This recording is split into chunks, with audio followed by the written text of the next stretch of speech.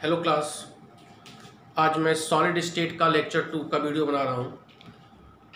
पहले लेक्चर में मैंने बताया था मैटर क्लासिफिकेशन, फिर सॉलिड का क्लासिफिकेशन। सॉलिड का क्लासिफिकेशन हमने दो पार्ट में किया था। एक किया था क्रिस्टलाइन सॉलिड और दूसरा किया था एमॉर्फस सॉलिड। ठीक है, क्रिस्टलाइन सॉलिड को मैंने बताया था। आज मैं बताऊंगा एमॉर्फस सॉलिड, फिर अगला क्लासिफिकेशन बताऊंगा। तो क्रिस्टलाइन सॉलिड में मैं क्या क्या बताया था, थोड़ा सा रिव्यू देख लेते हैं पिछला।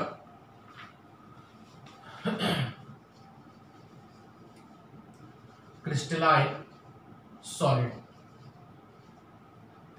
सॉलिड में क्या बताया गया था? कॉन्स्टिट्यूएंट पार्टिकल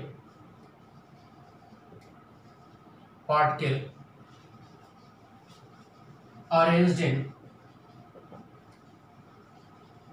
रेगुलर पैटर्न, ये याद आपको। फिर क्या बताया था कि क्रिस्टलाइन सॉलिड का मेल्टिंग पॉइंट शार्प होता है, मतलब एक पर्टिकुलर मेल्टिंग पॉइंट इसका होता है, शार्प मेल्टिंग पॉइंट। फिर क्या बताया गया था कि क्रिस्टलाइन सॉलिड को क्या बोलते हैं? Long range solid. क्या बोलते हैं? Long range solid. क्यों? क्योंकि जो कंस्टिट्यूएंट पार्टिकल का अरेंजमेंट होता है वह थ्रू आउट द क्रिस्टल होता है, मतलब कहीं भी वह डिसकंटिन्यूअस नहीं होता है, इस नाते उसको क्या बोलते हैं? Long range solid. फिर क्या बताया गया था? क्रिस्टलाइन सॉलिड को हम कंप्रेस आसानी से नहीं कर सकते हैं। फिर क्या बताया गया था? यह ट्रू सॉलिड होता है। फिर क्या बताया गया था? क्रिस्टलाइन सॉलिड एनआइसोट्रॉपी होता है। एनआइसोट्रॉपी को मैंने क्या बताया था कि किसी भी मैटर की फिजिकल प्रॉपर्टी का जो मैग्नीट्यूड होगा हर डायरेक्शन में अलग अलग होगा, उसी को हम क्या बोलते हैं? एनआइसोट्रॉपी। ये हो गया क्रिस्टलाइन सॉलिड। और क्रिस्टलाइन सॉलिड को कट करते थे तो क्लीन क्लीवेज आता था, क्लीन क्लीवेज। क्लियर हो रहा है? आज हम बात करेंगे एमॉर्फस सॉलिड का। ठीक है, ये सब आप कॉपी में लिख लिए होंगे।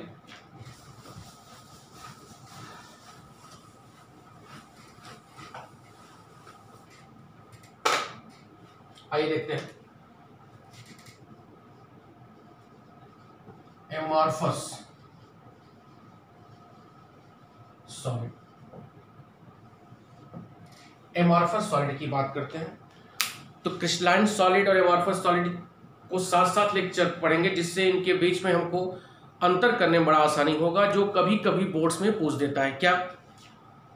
क्रिस्टलाइन सॉलिड में पहला पॉइंट में बताया था कि कंस्टिट्यूएंट पार्टिकल क्या होते हैं? रेगुलर अरेंज होते हैं। इसमें क्या होगा कि एमॉर्फस सॉलिड वह सॉलिड होता है, एमॉर्फस सॉलिड वह सॉलिड होगा जिसमें जो उसका कंस्टिट्यूएंट पार्टिकल या स्ट्रक्चरल यूनिट वह क्या हो? इरेगुलर अरेंजमेंट हो, मतलब वह रेगुलर वे में अरेंज न हो,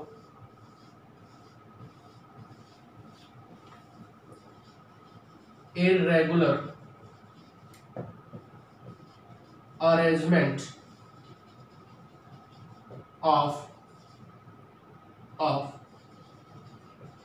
constituent particle, irregular arrangement of constituent particle। कहने का मतलब those solid in which constituent particle are irregularly arranged, those solid is known as amorphous solid।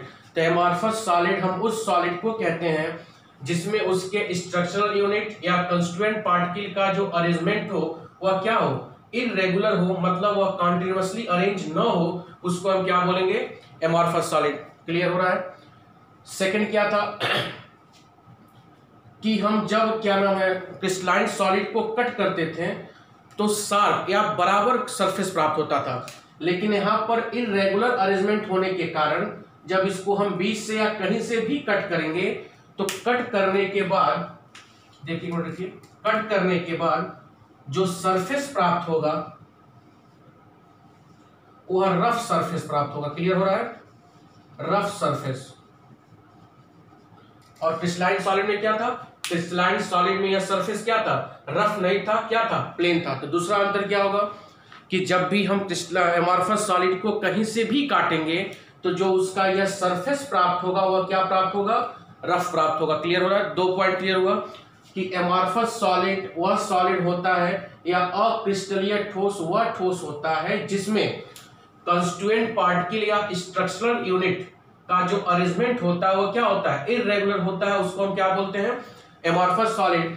और जब भी एमॉर्फस सॉलिड को हम बीच से कट करेंगे तो कट करने के बाद जो भी यह सरफेस प्राप्त होगा वह क्या होगा, रफ होगा। क्लियर हो रहा है। तीसरा पॉइंट देखिए,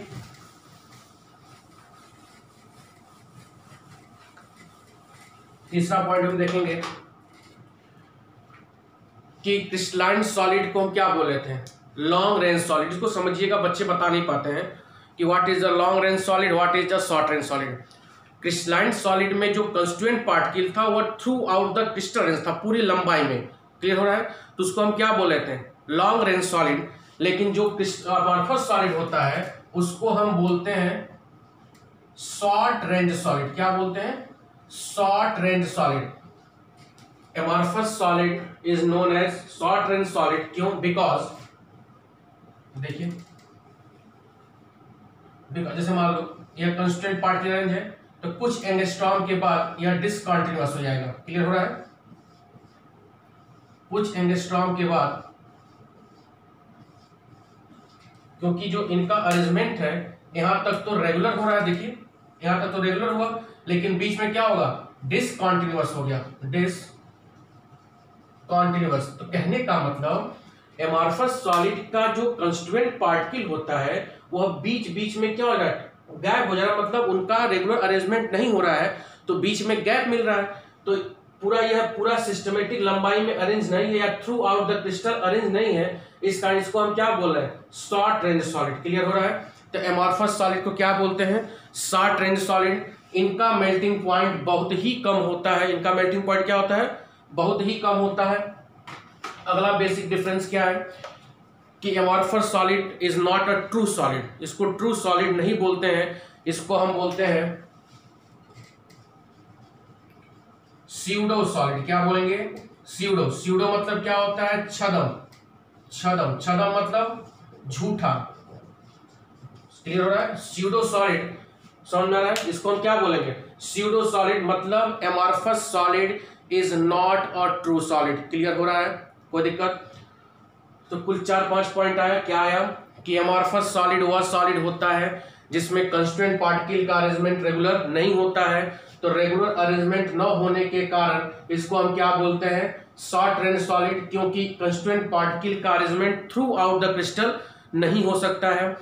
अगला पॉइंट क्या होगा, इसको स्यूडो सॉलिड बोलते हैं, यह ट्रू सॉलिड नहीं है। अगला हम क्या बोल सकते हैं कि इनका मेल्टिंग पॉइंट बहुत ही कम होता है। अब ध्यान दीजिए, स्यूडो सॉलिड बोलते हैं, या इसको एक टर्म और दे सकते हैं, क्या क्या दे सकते हैं कि एमॉर्फस, ध्यान दीजिएगा, एमॉर्फस सॉलिड को हम बोल सकते हैं सुपर कूल्ड लिक्विड। क्या बोलेंगे, सुपर कूल्ड लिक्विड। ध्यान दीजिएगा, एमॉर्फस सॉलिड को 2 टर्म बोले, स्यूडो मतलब झूठा या छदम, तो इसको स्यूडो सॉलिड बोल सकते हैं। दूसरा मैं क्या कह रहा हूं कि इसको हम क्या बोल सकते हैं, सुपर कूल्ड लिक्विड। ध्यान दीजिएगा, होता क्या है, जो मान लीजिए 100 साल 50 साल पहले कोई मकान बना है, उसमें जो विंडो या खिड़की है उसमें शीशा लगा है, तो कुछ सालों के बाद 20-25 सालों के बाद जो वह शीशा लगा हुआ है, जैसे मान लीजिए शीशा लगा हुआ, ठीक है, तो समय बीतता जाएगा, यह शीशा क्या होगा, नीचे थिक होगा, जैसे बराबर पहले थिकनेस बराबर होगी, लेकिन जैसे जैसे समय बीतता जाएगा यह शीशा क्या होता है, लिक्विड ही होता है, लिक्विड क्रिस्टल होता है, तो यह नीचे क्या होगा, नीचे आता जाएगा और नीचे क्या होगा, थिक हो जाएगा। तो जितने भी शीशा, ग्लास या रबड़, यह सब किसके एग्जाम्पल है, एमॉर्फस सॉलिड। क्लियर हो रहा है, तो एमॉर्फस सॉलिड को हम सुपर कूल्ड लिक्विड बोल सकते हैं, या इसको क्या बोल सकते हैं, स्यूडो सॉलिड। क्लियर है। अगला क्या बोल सकते हैं, जैसे क्रिस्टलाइन सॉलिड हो रहा था एन आइसोट्रॉपिक। क्या हो रहा था, एन आइसोट्रॉपिक, यह होगा आइसोट्रॉपी। आइसोट्रॉपी मतलब क्या होगा कि इस सॉलिड की फिजिकल प्रॉपर्टी का मैग्नीट्यूड हर डायरेक्शन में क्या होगा, सेम होगा। इस कारण एमॉर्फस सॉलिड को हम क्या बोल सकते हैं, आइसोट्रॉपिक। क्लियर हो रहा है। तो यह बेसिक डिफरेंस हुआ और यह क्रिस्टलाइन और एमॉर्फस हुआ। एक बार मैं अंतर को सही से लिख दे रहा हूं, इसको आप कॉपी पे लिख सकते हैं। क्या, क्रिस्टलाइन सॉलिड, ये क्या हो गया, एमॉर्फस सॉलिड। ठीक है, तो पहला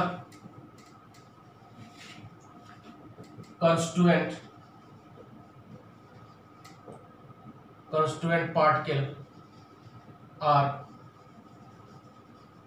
regularly arranged। क्या बोल सकते हैं, constituent particle are regularly arranged। इसमें क्या होगा, constituent particle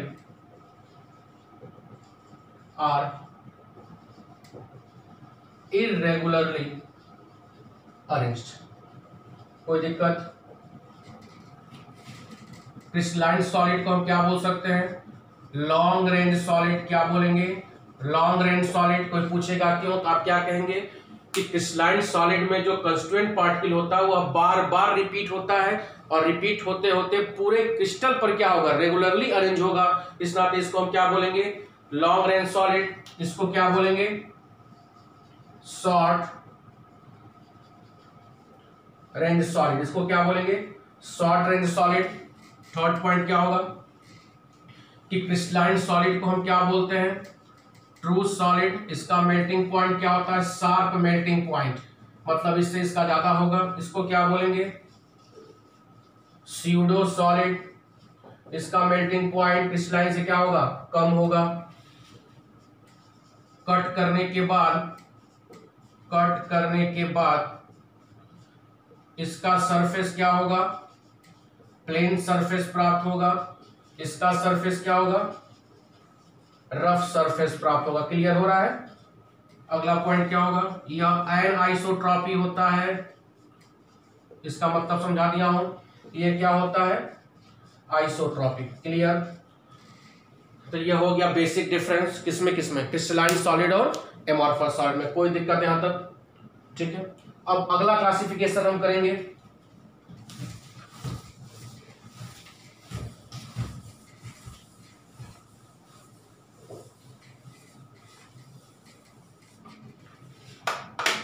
अगला ध्यान दीजिए।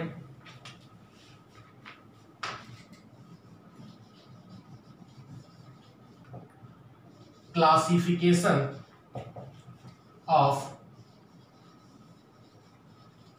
Crystalline solid.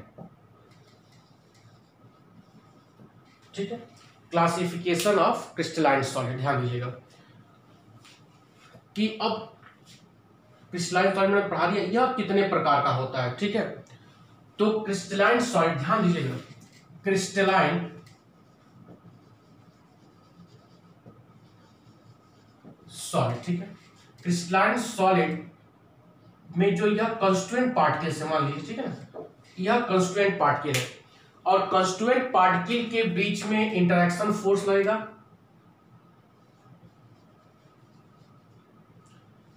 इंटरेक्शन फोर्स लगेगा। ठीक है, यह क्या हो गया, मान लीजिए कंस्टिट्यूएंट पार्टिकल। ध्यान दीजिएगा, तो क्रिस्टलाइन सॉलिड के कंस्टिट्यूएंट पार्टिकल के बीच लगने वाले इंटरेक्शन फोर्स के आधार पर, ध्यान दीजिए किस आधार पर हम बांट रहे हैं, इंटरेक्शन फोर्स के आधार पर। मतलब इनके बीच का इंटरेक्शन फोर्स वीक होगा कि स्ट्रांग होगा कि बहुत वीक होगा। क्लियर हो रहा है। मैं फिर बोल रहा हूं कि क्रिस्टलाइन सॉलिड के कंस्टिट्यूएंट पार्टिकल के बीच लगने वाले इंटरेक्शन फोर्स आइदर स्ट्रांग और वीक, इंटरेक्शन फोर्स के आधार पर क्रिस्टलाइन सॉलिड को हम चार पार्ट में क्लासिफाई करेंगे। कौन कौन सा, first one is molecular solid. पहला क्या होगा, सब डिस्क्राइब कर रहा हूं, मॉलिक्यूलर सॉलिड। सेकंड क्या होगा, आयनिक सॉलिड। थर्ड वन इज क्या होगा, कोवैलेंट सॉलिड।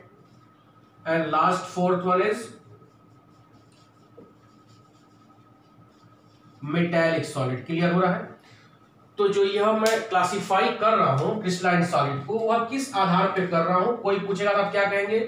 आप कहेंगे कि सर क्रिस्टलाइन सॉलिड का जो कंस्टिट्यूएंट पार्टिकल होता है, उन कंस्टिट्यूएंट पार्टिकल के बीच इंटरेक्शन फोर्स लगता है। वह इंटरेक्शन फोर्स कौन कौन सा हो सकता है? वह इंटरेक्शन फोर्स वीक हो सकता है कि स्ट्रांग हो सकता है? कहने का मतलब कंस्टिट्यूएंट पार्टिकल के बीच जो इंटरेक्शन फोर्स हो या कंस्टिट्यूएंट पार्टिकल के बीच जो बाइंडिंग फोर्स काम कर रहा है, उस बाइंडिंग फोर्स या इंटरेक्शन फोर्स के आधार पर हम क्रिस्टलाइन सॉलिड को 4 पार्ट में क्लासिफाई कर रहे हैं। First one is molecular solid, second one is ionic solid, third one is covalent solid and fourth one is metallic solid. Clear हो रहा है? कोई पूछेगा बता लोगे? इसको आप फिर आप पॉज करके स्क्रीनशॉट ले, कॉपी में लिखोगे इस तरह। अब मैं बताने जा रहा हूं क्या? Molecular solid. कोई दिक्कत?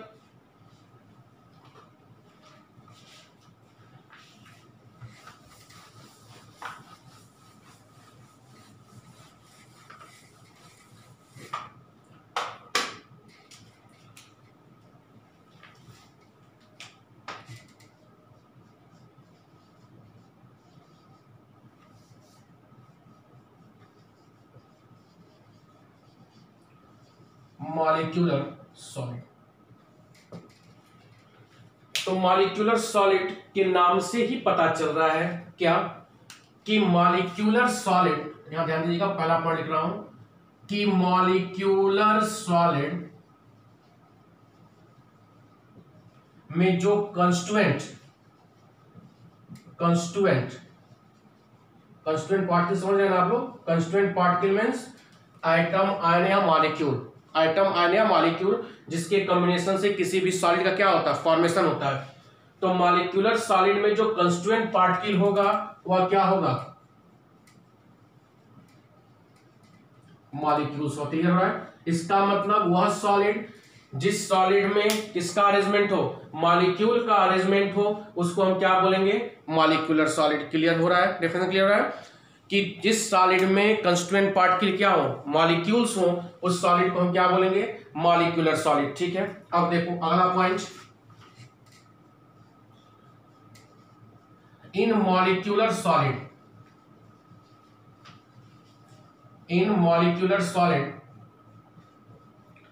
molecules are held together by van der Waals force of attraction। क्या कह रहा है कि मॉलिक्यूलर सॉलिड में, जैसे ध्यान दो, थोड़ा सा ध्यान दीजिए, या मान लीजिए कोई सॉलिड है, मॉलिक्यूलर सॉलिड, ठीक है, या A2 मॉलिक्यूल हो गया, या दूसरा A2 मॉलिक्यूल हो गया, या तीसरा A2 मॉलिक्यूल हो गया। तो इसमें जो कंस्टिट्यूएंट पार्टिकल क्या हो गया? मॉलिक्यूल हो गया। इस नाते इसको हम क्या बोल रहे हैं? Molecular solid. और इनके बीच में जो इंटरेक्शन फोर्स रहेगा उसी को हम क्या बोलेंगे? Van der Waals force of attraction. कहने का मतलब मॉलिक्यूलर सॉलिड में जो मॉलिक्यूल्स के बीच जो इंटरेक्शन फोर्स लग रहा है वो कौन सा इंटरेक्शन फोर्स है? Van der Waals force of attraction. कोई दिक्कत? Van der Waals force of attraction है। क्लियर? अब अगला क्या होगा? मॉलिक्यूलर सॉलिड 2 प्रकार का होता है। Molecular solids are 2 types. क्या होगा? 2 टाइप्स। ठीक है, एक होगा नॉन पोलर मॉलिक्यूलर सॉलिड और दूसरा क्या होगा? Polar molecular solid. इसको हिंदी में बोलेंगे आणविक ठोस। तो आणविक ठोस 2 प्रकार का होता है। एक होता है अध्रुवी आणविक ठोस, अध्रुवी आणविक ठोस, और दूसरा क्या होगा? ध्रुवीय आणविक ठोस। क्लियर हो रहा है? तो मॉलिक्यूलर सॉलिड वह सॉलिड होता है जिसमें कंस्टिट्यूएंट पार्टिकल क्या होते हैं? मॉलिक्यूल्स होते हैं। मॉलिक्यूल्स आपस में किससे जुड़े होते हैं? Van der Waals force of attraction. यह 2 प्रकार का होता है, non polar molecular solid, second one is क्या है? Polar molecular solid. कोई दिक्कत? यहां तक कोई दिक्कत नहीं है, इसको मिटा रहा हूं मैं। पॉज करके फिर इसका स्क्रीनशॉट लेके कॉपी पे लिखेंगे।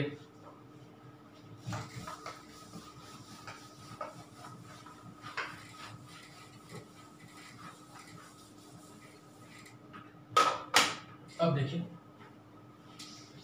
थोड़ा सा मैं बताऊंगा इन दोनों के बारे में, तब उसको बता रहा हूं। मॉलिक्यूल्स दो प्रकार का होगा, मॉलिक्यूल्स की बात कर रहा हूं।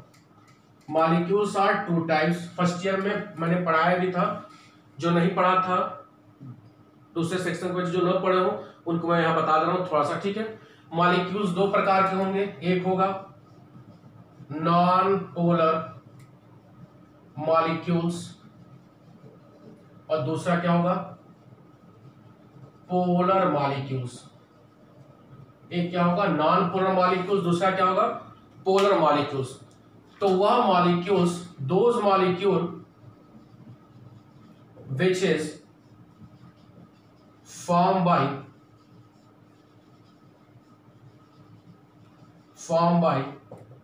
combination of same electronegative atom।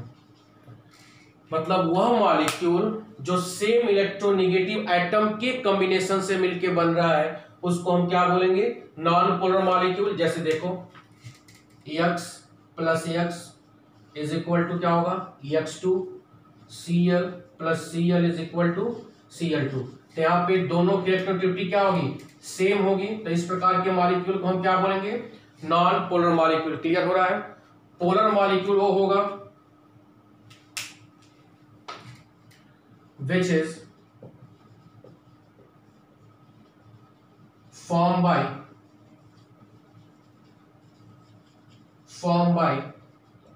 combination of different electronegative atom. यहाँ मैं इलेक्ट्रोनेगेटिविटी नहीं पढ़ाऊंगा क्योंकि फर्स्ट ईयर का है, आप लोग जानते भी होंगे, तो उसको मैं बताऊंगा, बिना मतलब लेक्चर लंबा होगा। इलेक्ट्रोनेगेटिविटी आप सब लोग जानते होंगे, ठीक है। तो which is form by combination of different electronegative atom, just like देखिए आप EH प्लस Cl, हाइड्रोजन और Cl, यह क्या बन गया HCl। तो यहाँ पर देखिए दो एटम है, कौन कौन सा, एक हाइड्रोजन और यहाँ पर क्या है Cl। दोनों का इलेक्ट्रोनेगेटिविटी सेम नहीं हो सकता है, इस नाते यह मॉलिक्यूल क्या होगा, नॉन पोलर। क्लियर हो रहा है। तो नॉन पोलर मॉलिक्यूल वह मॉलिक्यूल होता है जो सेम इलेक्ट्रोनेगेटिव एटम से मिलकर बना होता है, और पोलर मॉलिक्यूल वह मॉलिक्यूल होता है जो डिफरेंट इलेक्ट्रोनेगेटिव एटम से मिलकर बना होता है। क्लियर हो रहा है। इसको भी अगर लिखना चाहते हैं तो लिख सकते हैं, क्योंकि फर्स्ट ईयर में सब पढ़ाया गया है।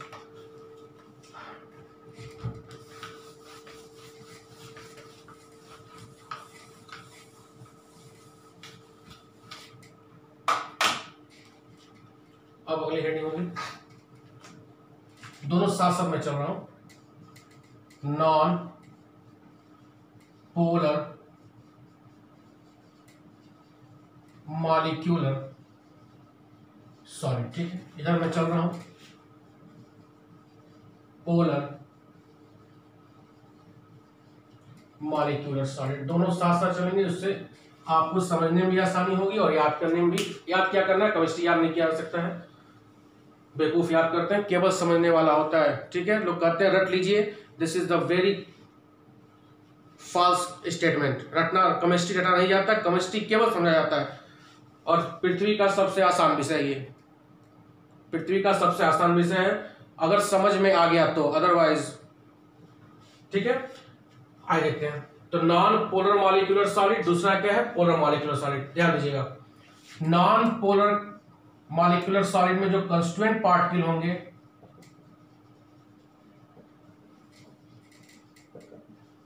वो क्या होंगे, constituent particle are non polar molecule. क्या होंगे, नॉन पोलर मॉलिक्यूल होंगे।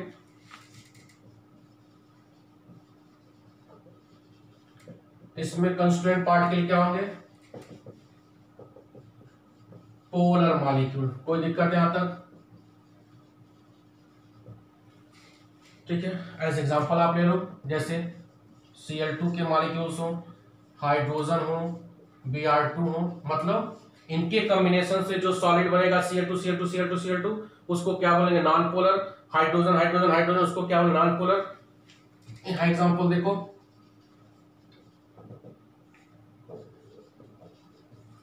HCl HCl HCl, समझ में आ रहा है, फिर ले लो HBr SO2, बहुत से एग्जांपल है। ये सब क्या होंगे, यहाँ देखो इनके बीच में इलेक्ट्रोनेगेटिविटी का डिफरेंस है, इस नाते क्या होगा, पोलर मॉलिक्यूल। तो पहला बेसिक डिफरेंस क्या हुआ कि नॉन पोलर में जो कंस्टिट्यूएंट पार्टिकल होंगे वह नॉन पोलर मॉलिक्यूल होंगे, और जो पोलर में कंस्टिट्यूएंट पार्टिकल होंगे वो क्या होंगे, पोलर मॉलिक्यूल होंगे। क्लियर हो रहा है।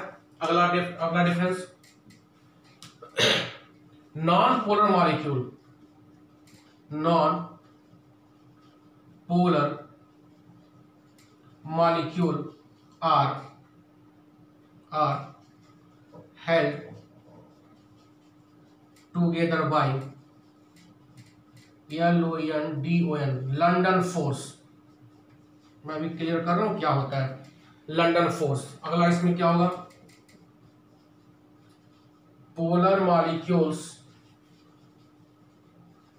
Are held together by dipole interaction. First year में पढ़ाया जाता है, लेकिन मैं थोड़ा सा यहाँ पे बताऊंगा। नॉन पोलर मॉलिक्यूलर सॉलिड में जो नॉन पोलर मॉलिक्यूल्स होते हैं उनके बीच में जो इंटरेक्शन फोर्स लगता है, उस इंटरेक्शन फोर्स को मैं क्या कह रहा हूं, लंदन फोर्स, या इसी को बोलते हैं डिस्पर्सन फोर्स। क्या बोलते हैं, लंदन फोर्स या डिस्पर्सन फोर्स। लंदन साहब एक साइंटिस्ट थे, अपने नाम पर उन्होंने दिया था लंदन फोर्स। और पोलर मॉलिक्यूलर सॉलिड में जो पोलर मॉलिक्यूल्स होते हैं वह किसके द्वारा अटैच होते हैं, अट्रैक्ट होते हैं, डाइपोल इंटरेक्शन। ठीक है, बता रहा हूं क्या होता है। इसको फिर पॉज करके आप लिखेंगे, मिटाने जा रहा हूं।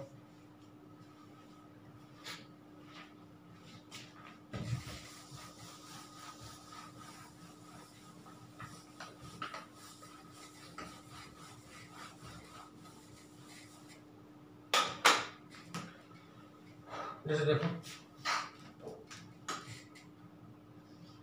यह Cl2 या Cl2, ठीक है, और ये हो गया non polar molecule, non polar molecular solid. क्या हो गया, नॉन पोलर मॉलिक्यूलर सॉलिड। ध्यान दीजिएगा, नॉन पोलर मॉलिक्यूलर सॉलिड, दो कंस्टिट्यूएंट पार्टिकल लिखा रहा है Cl2 ठीक है। यहाँ पे मान लो HCl यह कंस्टिट्यूएंट पार्टिकल, HCl यह कंस्टिट्यूएंट पार्टिकल, और इस सॉलिड को हम क्या बोलेंगे, पोलर मॉलिक्यूलर सॉलिड। क्या बोलेंगे, पोलर मॉलिक्यूलर सॉलिड। ध्यान दीजिएगा। अब नॉन पोलर में जो यहाँ पे इंटरेक्शन फोर्स लग रहा है, इस इंटरेक्शन फोर्स को हम क्या बोल रहे हैं, लंदन फोर्स। क्या बोल रहे हैं, लंदन फोर्स। इनके बीच इंटरेक्शन फोर्स क्या बोले, लंदन फोर्स। इनके बीच जो इंटरेक्शन फोर्स रहेगा उसको क्या बोलेंगे, डाइपोल इंटरेक्शन। ध्यान दीजिएगा, होता क्या है, दो मॉलिक्यूल लीजिए, यह इसका न्यूक्लियस, यह इसका न्यूक्लियस, ठीक है, यह इसका इलेक्ट्रॉन, यह इसका इलेक्ट्रॉन। ध्यान देना। अब इन इलेक्ट्रॉनों के बीच, मैं ब्लैक पेन से दिखा रहा हूं, इसको देखिएगा, इन इलेक्ट्रॉनों के बीच क्या लगेगा, रिपल्सन फोर्स लगेगा। इलेक्ट्रॉन नेगेटिव है, नेगेटिव रिपल्सन फोर्स होगा। यह भी पॉजिटिव, यह भी पॉजिटिव, इनके बीच में भी क्या होगा, रिपल्सन फोर्स। तो जब रिपल्सन फोर्स आ गया तो इसका मतलब इनको दूर होना चाहिए, लेकिन नहीं, इन इलेक्ट्रॉन और इस न्यूक्लियस, ये रेड से दिखा रहा हूं, इनके बीच interaction force and this interaction force, मतलब इस मॉलिक्यूल के इलेक्ट्रॉन और इसके न्यूक्लियस और इसके इलेक्ट्रॉन इनके न्यूक्लियस के बीच का जो इंटरेक्शन फोर्स होगा उसी को हम क्या बोलेंगे, लंदन फोर्स। क्या बोलेंगे, लंदन फोर्स। कोई दिक्कत, फिर देखते हैं इसमें, यह HCl हुआ, यह दूसरा HCl हुआ। इन दोनों में ज्यादा इलेक्ट्रोनेगेटिव क्लोरीन होता है, हाइड्रोजन कम होता है। तो जो ये इलेक्ट्रॉन क्लाउड यहाँ पे था किसकी तरफ शिफ्ट हो जाएगा, क्लोरीन के ऊपर। तो इसके ऊपर पार्शियल निगेटिव चार्ज, इसके ऊपर क्या आ जाएगा पार्शियल पॉजिटिव चार्ज। इन दोनों में क्या होगा ज्यादा इलेक्ट्रोनेगेटिव Cl, यह कम होगा। तो यहाँ पे देखिए इस HCl पे दो चार्ज डेवलप हो गया, तो यहाँ पर एक डाइपोल बना, ठीक है। यहाँ पर भी दो चार्ज डेवलप हुआ, यहाँ पर भी क्या बना डाइपोल, ठीक है। तो एक डाइपोल का निगेटिव एंड दूसरे डाइपोल का पॉजिटिव एंड दोनों एक दूसरे के अपोजिट है, तो इन अपोजिट के बीच में क्या होगा इंटरेक्शन फोर्स रहेगा। इसी इंटरेक्शन फोर्स को हम क्या बोलते हैं डाइपोल डाइपोल इंटरेक्शन। कोई दिक्कत, डाइपोल डाइपोल इंटरेक्शन क्लियर हो रहा है। फिर मैं डिफरेंशिएट कर रहा हूं। नॉन पोलर मॉलिक्यूलर सॉलिड वह सॉलिड होते हैं जिनमें कंस्टिट्यूएंट पार्टिकल क्या होते हैं नॉन पोलर मॉलिक्यूल्स होंगे। पोलर मॉलिक्यूलर सॉलिड वह सॉलिड होते हैं जिसमें कंस्टिट्यूएंट पार्टिकल क्या होते हैं पोलर मॉलिक्यूल होते हैं। नॉन पोलर मॉलिक्यूल्स के बीच में लंडन फोर्स लगता है, पोलर मॉलिक्यूल के बीच में डाइपोल डाइपोल इंटरेक्शन फोर्स लगता है। इज इट क्लियर, कोई दिक्कत। इसका एग्जांपल देखो, बहुत से एग्जांपल है। सॉलिड आयोडीन हो गया, बात समझ में आ रहा है। इसका एग्जांपल क्या हो गया, इसका सबसे बेस्ट एग्जांपल होगा, बता रहा हूं मैं, मिटा दे, हो गया। कभी कभी क्लास वाली फीलिंग आ जाती है तो लगता है बच्चों से मैं पूछ रहा हूं, हो गया, मिटा दो।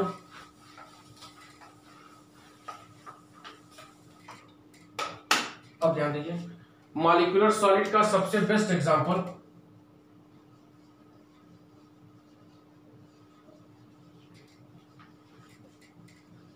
ड्राई कार्बन डाइऑक्साइड या frozen CO2। Dry carbon dioxide या फ्रोजन CO2, ध्यान देना।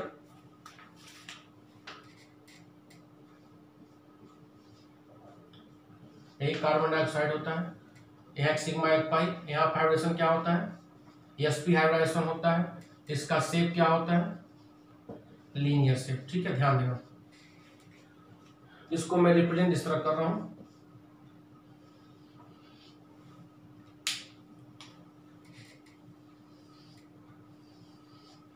ये ब्लैक सर्किल कार्बन हो गया और ये रेड सर्किल क्या हो गया ऑक्सीजन, ठीक है।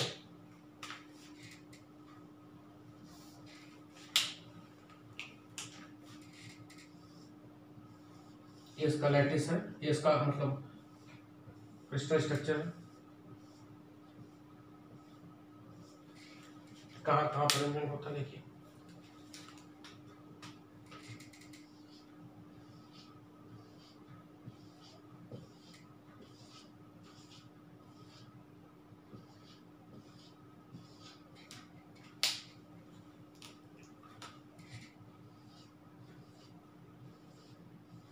ये carbon dioxide carbon dioxide carbon dioxide carbon dioxide, ये सब कार्बन डाइऑक्साइड के मॉलिक्यूल्स हैं। क्लियर हो रहा होगा। तो स्ट्रक्चर ऑफ हो गया ड्राई CO2। ये सब किसके यहाँ पे छूट गया, ये सब क्या है carbon dioxide carbon dioxide carbon dioxide. तो ये सबसे बेस्ट एग्जांपल हो गया किसका मॉलिक्यूलर सॉलिड का। तो यह मैंने पूरा बता दिया। मॉलिक्यूलर सॉलिड के बीच में जनरली वंडर वाल फोर्स ऑफ अट्रैक्शन होता है। दो पार्ट में क्लासिफाई कर रहे हैं, एक नॉन पोलर एक पोलर। नॉन पोलर में लंडन फोर्स, पोलर वाले में डाइपोल डाइपोल इंटरेक्शन, ठीक है। अब जो दूसरा सॉलिड है उसके क्लासिफिकेशन में आयनिक सॉलिड, क्या है आयनिक सॉलिड। इसको मिटा रहा हूं, इसको भी आप पॉज करके स्क्रीनशॉट लेकर कॉपी में पूरा क्या करेंगे लिख लेंगे। मिटाओ,